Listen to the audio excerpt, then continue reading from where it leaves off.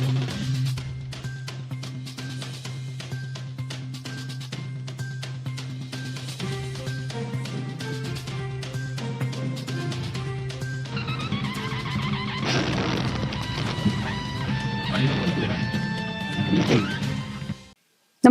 आपण पाहता Hirkani news. Hirkani news प्रत्येक क्षण ताज्या घडामोडी आणि महत्त्वाच्या प्रत्येक बातमीसाठी नेहमीच. पावसाची पुन्हा कमबॅक. 2 धरणात अतिवृष्टी. राधानगरीचे 2 दरवाजे खुले. कोल्हापूर शहरासह जिल्ह्यात 4 दिवस विश्रांती घेतल्यानंतर पावसाने पुन्हा कमबॅक केलं.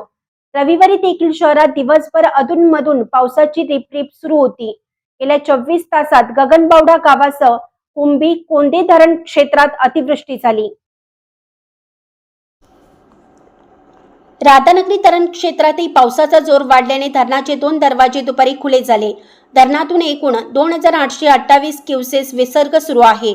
दूधगंगा काळमावाडी धरणाच्या पॉवर हाऊसमधून देखील 900 घनफूट प्रति सेकंद विसर्ग सुरू झाला आहे. 2 दिवसापासून जिल्ह्यात सर्वदूर पावसाचा जोर वाढल्याने नद्यांच्या पाणी पातळीत पुन्हा वाढ सुरू झाली आहे.